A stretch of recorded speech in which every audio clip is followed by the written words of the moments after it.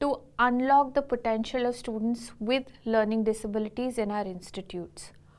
We often come across students who might show academic lag, and we are very quick to call them slow learners or lazy or duffer.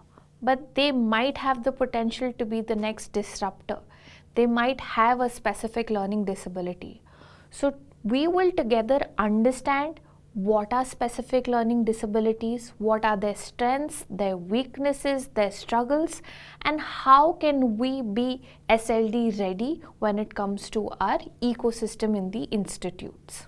On your screen right now, you will see scientists, physicists, Nobel laureates, entrepreneurship, and one thing that is common apart from the fact that they have innovated to lead the mankind ahead is they have specific learning disabilities. And we need to recognize the probability of having a specific learning disability is as high as 1 in 5 globally, making it close to 20% of the population right now.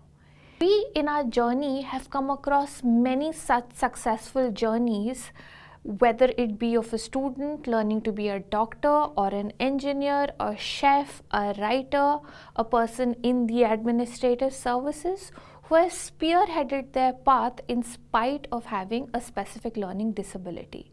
But we need to understand that how can we make sure our ecosystem is prepared to have such stories without struggles. We know right now that we have over 20 crore Indians living with a learning disability going by the standard. But we know that right now the identification is very low. Out of those 20 crores, we have less than 1 crore identified.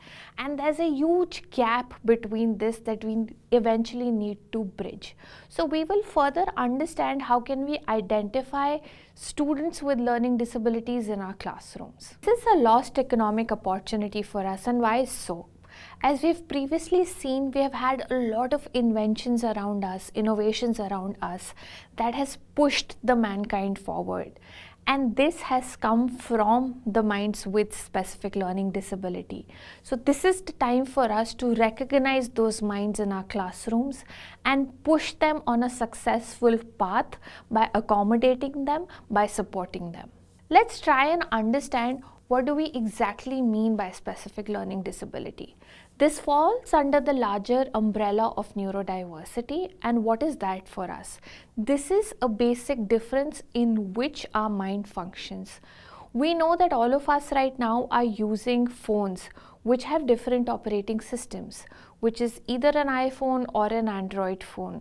And here we need to also focus on the fact that while our gadgets are performing the similar functions like texting, calling, web browsing, their operating system is different. Similarly, people who fall under the neurodiversity umbrella process information, communicate information a little differently. And under this umbrella, we are going to focus on specific learning disabilities, which includes dyslexia, dysgraphia, dyscalculia that we are going to focus on further. One of the most important things for us to take away and remember, these are the people who have average or above average intelligence. So there is no deficit in intelligence. This is a lifelong condition and therefore it's called a disability. You will not outgrow your disability, but you eventually learn to manage your disability better. And how do you do that?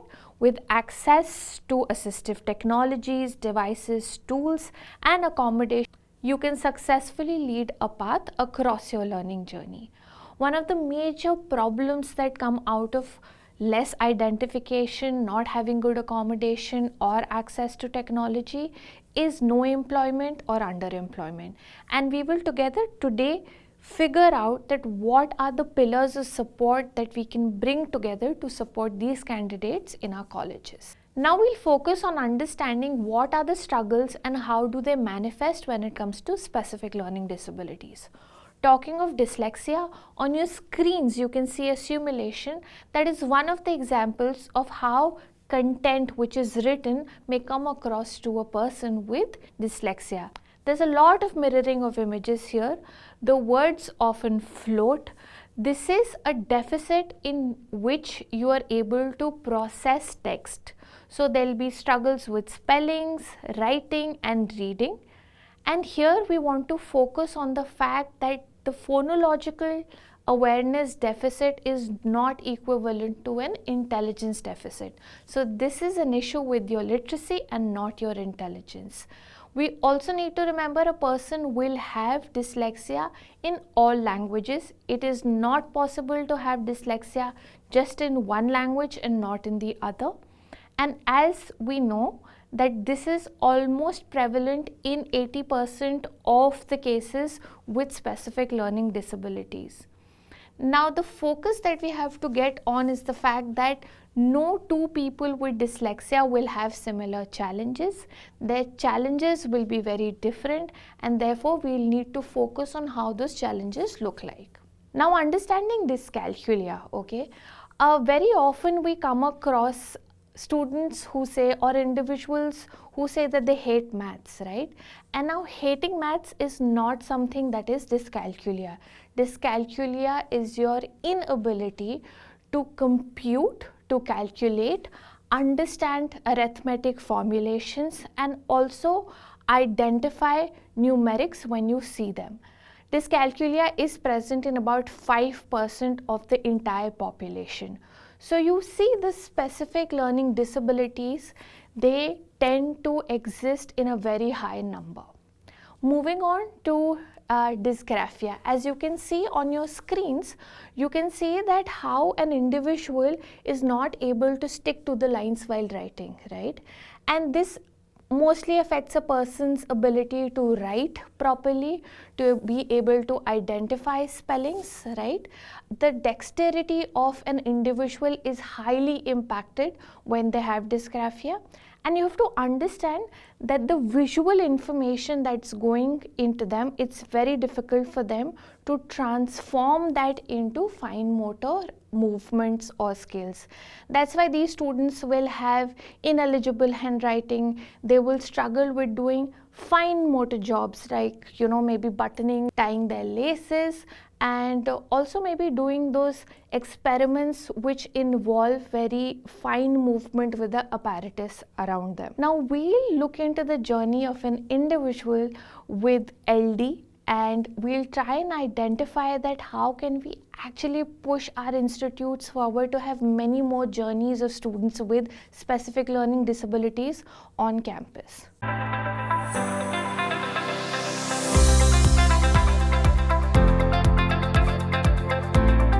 The refrain was उसको आता सब कुछ है, ये पता नहीं exam में क्या करता है. Because when it came to spelling, my grammar was all over the place, and for whatever reasons, I'm not blaming the teachers. It maybe they themselves were clueless. The awareness about the dyslexia was not there, and therefore, when it came to the written exams, I was very poor. I was very good at maths. My science was good, but if everything had to be judged by the written words, then that used to fail me. And for me, then I never looked, but I was very good at maths. I gave my JEE twice. I cleared both the times. I wanted to do physics. I came and did physics. And again, the thing is that JEE again is a paper which does not judge you on your on your written skill. It's basically your logic and the maths. So there I've excelled. I was lucky enough to work for InfoEdge Group, which was a startup. And these places, I mean, the thing is, if you're good, it's pure meritocracy. So if you're good, you keep getting the opportunities.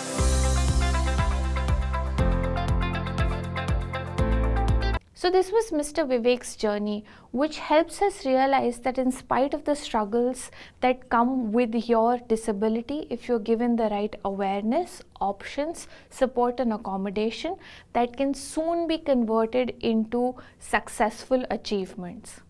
So as we previously learned about the exact struggles and how do they manifest for specific learning disabilities, we now need to understand how these struggles can go beyond just our daily lives, right? So one of the issues that our students face is poor self-esteem. And why is that?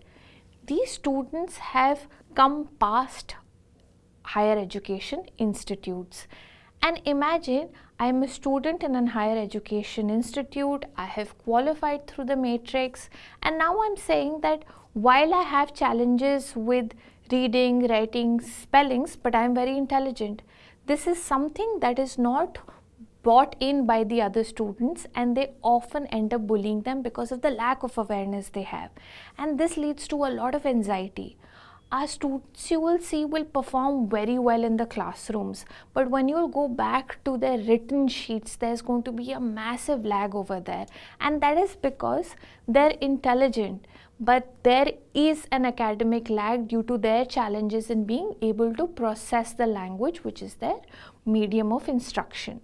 The other thing that they often face is that when you go back with a lot of deadlines, tasks that you have to curate, they face memory challenges. They can easily forget the tasks, the time of attendance, the deadlines in which they have to submit their papers, and this is because of the slow processing.